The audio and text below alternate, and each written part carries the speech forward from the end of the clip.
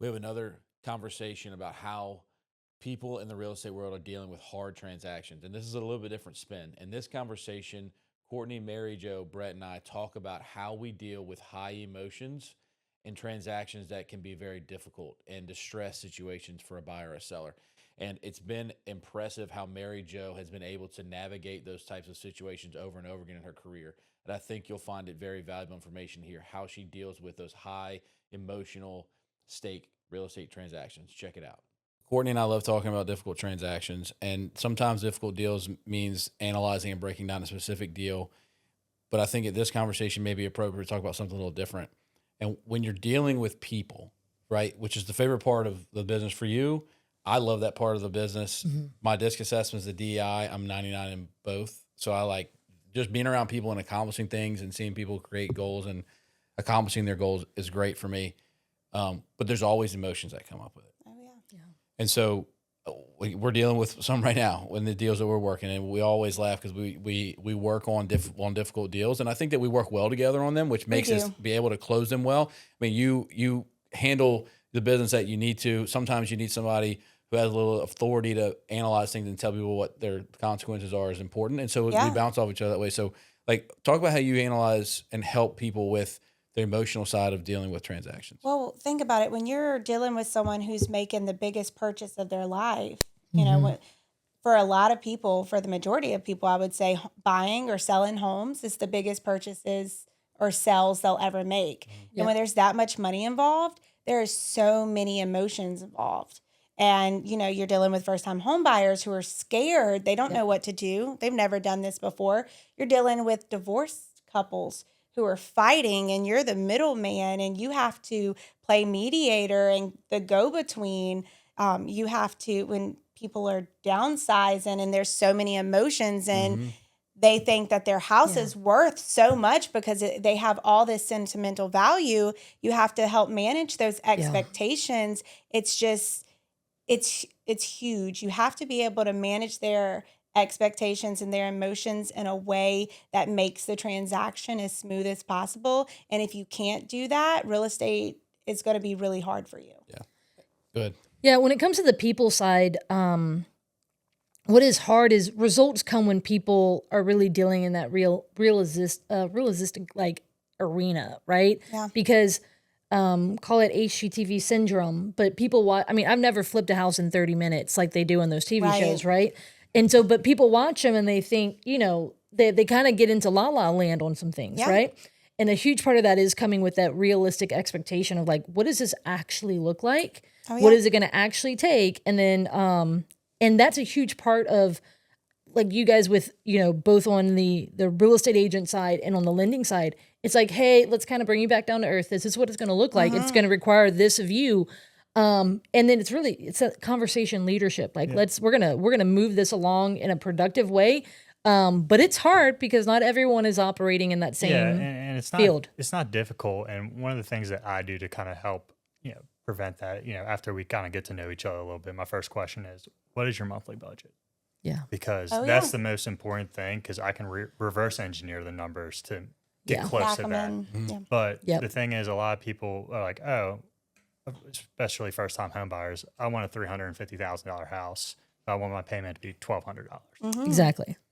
It's just not. It's not realistic. So you know, you have to really figure out what their budget is, and then show them what that's going to approximately get you. Obviously, insurance is the big unknown factor that we can't know, but we can give them an approximate range on that. So that's what I would really like to do, and it helps temper their expectations and recalibrate what their thought process and what they want to. That's very smart. Yeah. It's very smart because at the end of the day, it's like sometimes people kind of get into that dreaming phase of like, oh, you know, and so it's thinking of all the, and maybe that's and that can be one of those parts where you want people to dream and stuff like that. You want to help them accomplish their dream. Yeah.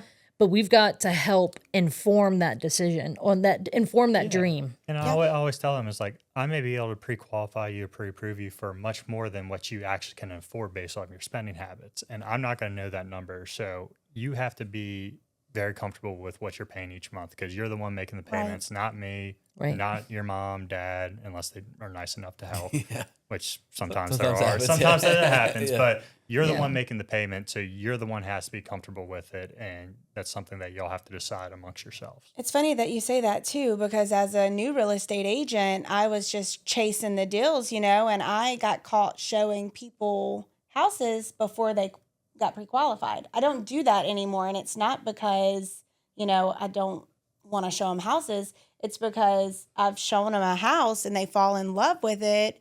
And then we go and get them pre-qualified and they can't afford that house. Good luck finding a house after you found your dream house and you can't afford it. Every house within your budget, It's not going to meet the. it's not going. You're not it's going to pull the trigger. heartbreaking. You're not going to pull the trigger. And I think that comes back to, in the same way with a borrower, you've got to inform their dream. Same with us as business people, we've got to inform our processes, right? Yeah. It's and we've all put the cart before the horse, or we've had to learn by trial and error, and there's usually those moments that have those lessons that taught us, right? Yeah. And but at the same time, that's what has made us better, right? It's the time in this business that helps us help more people. Yeah, it's the experience that we gain, every transaction. I think people who are, and also I think part of this is also setting clear expectations and communicating well. And Lauren always says it's not necessarily about communication, it's about comprehension. Right. And comprehension means you can tell somebody something over and over and over again, but unless they actually comprehend it and they understand it, then they're not going to actually understand what you're saying and be able to create realistic expectations of themselves. Yeah. And in order for you to really be able to help people comprehend what they're saying, you have to be self-aware enough of how you communicate with people and then how they want to be communicated back. Right. Yeah, and that's a first-time home buyer wants to be communicated to very differently, or my conversation with a first-time home buyer is different than second-time home buyer or someone buying investment properties. Mm-hmm. It's very different. First-time home buyers, you're going through every step of the process, breaking down every number. Right. Move up buyers, they've already been through it once. Okay, now we can talk about specific strategies and how to get creative if you're lacking some liquidity. But for the people who've done it 3 or 4 times, it's more of a quick bang, bang, bang. What do you want?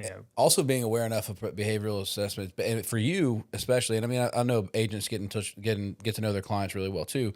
But if you look at somebody's loan application and they're a CPA, engineer, attorney, you have to communicate totally different than them than if you're talking about a salesperson, event planner, or somebody who is a first time home buyer. Sometimes if you go into too much detail with somebody who doesn't want to know the detail, they're going to not hear you because you're giving them the information they don't want. Right. But if you also go up to somebody who wants all the details and you give the bullet points, but you don't give them all the context, they're not going to hear what you're saying because you're not communicating with them. And so, you deal with that in business in general when you're talking with your employees or your clients. And so I think that, we talk about emotions a lot, but I think that, and a lot of times this conversation doesn't actually get into systems a lot within your business, but it does at this point when you're talking about emotions, because if you understand how to relate to your clients and understand what the things they need to know, create a system around how you operate, you can create clear expectations from people. And maybe if you don't necessarily know what type of personality your client has, you can give them the information in the long form. Then you can also have the phone conversation with them with the bullet points so that you're giving them the information all the different ways so that they can process that in the way they want to. Creating clear expectations and hopefully avoiding some of the emotional downside on the back end if you're doing it at a high level. Yeah. You know what's crazy? I was listening to something the other day. You know how like AI is disrupting our world? So this is in the real estate world, I think more in the investor world, where someone was cold calling they had received a call from someone who wanted to sell their house. And the AI feature was listening to the seller live on the call and guessing at their personality type and then saying you should feed more factual. Wow. You should be more, and it was almost, and Scary. anyway, That's interesting. but because it's such a powerful tool, and so it's like one of those weird ways where it's like, it's such a powerful tool. It's crazy to see, not to go into an AI discussion, but it's, when I heard that, I was like, because that's effective communication, is building the conversation around how do people receive it well, right? Like, and also building your marketing plan based around your ideal client and understanding if your ideal client is a first-time home buyer, then you need to speak to them differently than if your ideal client is a business owner Yeah. who's buying their second or third home.